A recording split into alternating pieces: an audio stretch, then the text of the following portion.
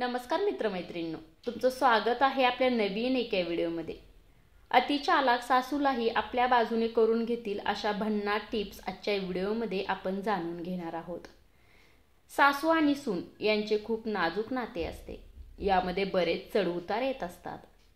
कधी कधी परिस्थिती सुरळीत होते आणि दोघांमधील संबंध मजबूत किंवा दृढ होतात, तर कधी कधी परिस्थिती सुधारण्यात दोघांमधील एका व्यक्तीचा स्वभाव अडथळा ठरतो।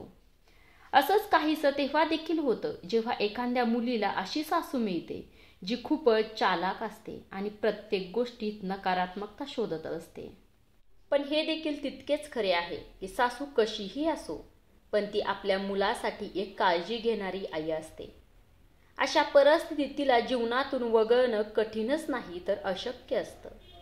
मग असे काय करावे जेणेकरून आपण तिच्याशी सलोख्याने संबंध बनवू शकू आणि वाईट परिस्थितीत सहजरित्या हाताळू शकू?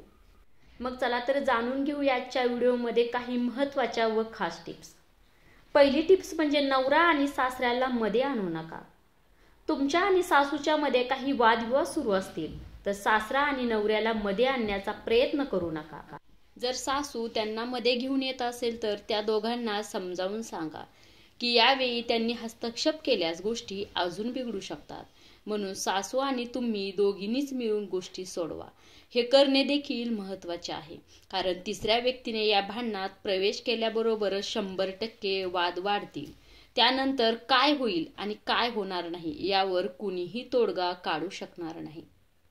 दुसरी टिप्स म्हणजे गॉसिप करू नका।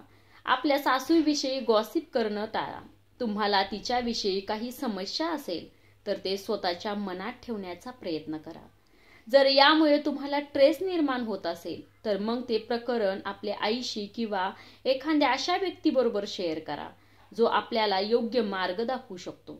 सासू आणि तुमच्याबद्दल तिसरी व्यक्ती गॉसिप करत असेल तर त्यांना देखील वेळीच थांबवा, कारण असं करणं नंतर तुम्हालाच भारी पडेल।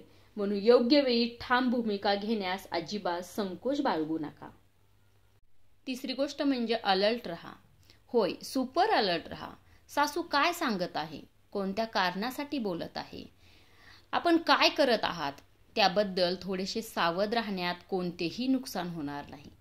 असे केल्यास आपण तिचा हेतू आधीपासून समजून घेऊ शकाल आणि आपल्या विवेकबुद्धीनुसार निर्णय घेण्यास आणि परिस्थिती सुधारण्यास सक्षम होऊ शकाल।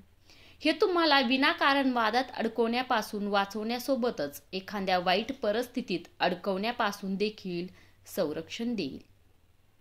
चौथी टिप्स म्हणजे असुरक्षिततेची भावना दूर करा।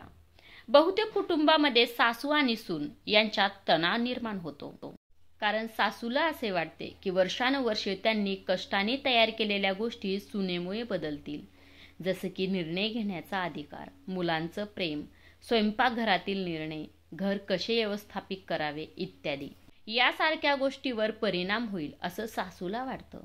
अशा स्थितीत तुम्हालाच तिची असुरक्षिततेची भावना दूर करावी लागेल।